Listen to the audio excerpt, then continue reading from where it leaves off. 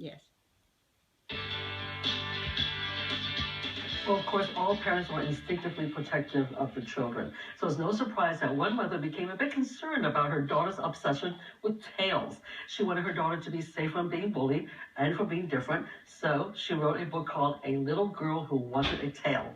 And her mom is here today. She's Mykah Montgomery, a Bay Area recording artist and now an author too. Welcome. Thank you for being here. Thank you for having me, Rosie. This was so cute, and the little girl who wanted a tail, and I thought, what is all that about? This was a real story about your daughter. It is, yes, it is a real story about my daughter.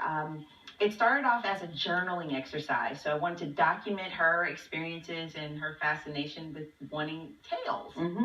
What does that mean to her? When I asked her, why do you want to wear tails? She said, I like how they move on animals, and I want to see them move on me like that too. It's not that she wanted a tail. Let's be clear about that. She doesn't want to grow a tail. Right. But she just liked how they moved and how they looked. On the suede. Yes. Okay. And so she tried to have that, she would attach string or sticks or anything she could find. She would just tie it to herself and walk around the house and look and it got to the point where she didn't really stop doing it. So I was like, what? So you got a little concerned. A little concerned. So how old was she when she was doing She this? started doing it about 4.5 years old. Oh, wow. And she's 8 now. Okay. And so she, the fascination has slowed down a bit. I think it might have to do a little bit with the fact that I wrote the book and I've kind of exposed this about her. So she's like, Thanks, no, I don't like tails anymore, no. Well, the whole thing is, you knew that your daughter was a little different because she wanted a tail, and you were just concerned about the fact that she'd be so different with that tail that she might have some difficulty with friends. Rosie, actually what happened was my mom and I took her shopping. She forgot she had something tied onto her or a tail tied onto her. And people actually looked at her and frowned their faces, and they were like, what's wrong with this kid? And that didn't sit too well with me, right? Because one was a baby. She's like 4 or 5 years old. Right. And why would kids do... And kids do funny things, yeah, exactly. Well, she noticed it, and it hurt her feelings. And at that point, I said, okay, we need to have a conversation about this. And I talked to her about just if this is something she likes to do, she loves herself, and it's not hurting anyone, and she's not hurting herself, then, we'll support it. It's not a big deal to want tails. We'll go buy tails and, and laugh and joke about it. And, that's what really brought it to my attention that kids, whoever they are, however they are created, they are fantastic in that. And we need to make sure that they know it, even when they walk out into the world that can be so cruel at times. Right. Well, in the book you cover that because some people frowned and she was a little scared and upset about it. But ultimately, it was okay to want to have a tail. That's right. What about her friends? Were they part of this tail fascination, or did they look at her a little bit strangely? Well, she was very careful at first to keep this just in the home. Okay. Right? In a safe environment where she could just harass us with it, right? But so she didn't really tell her friends about it.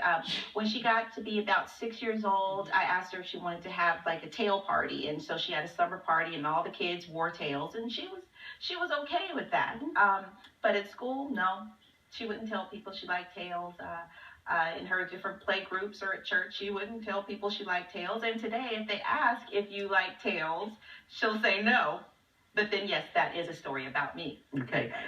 Was she upset at you? Because Mom, you have to tell everybody everything about me? Yeah. Yeah? But you went ahead anyway. Oh, sure. What do you have to say about it, kid? Yeah, no, we're going to roll with this. But she was just embarrassed at first. Yeah. Now she's getting more acclimated to the process. She's seeing that people are embracing it. Yeah.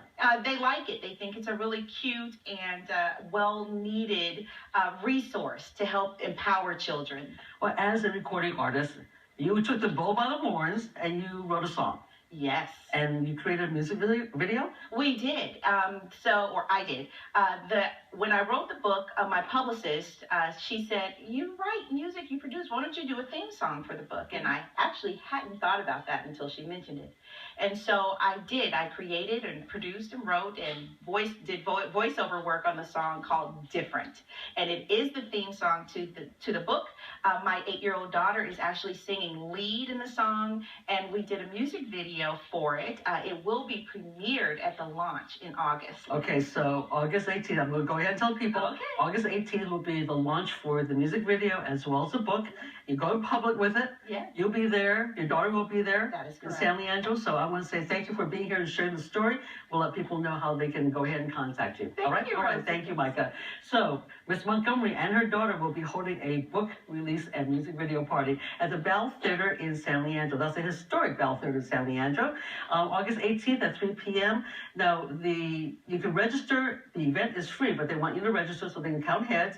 Go to OK2, the number 2B as in boy, -different at eventbrite.com. OK to be different at eventbrite.com.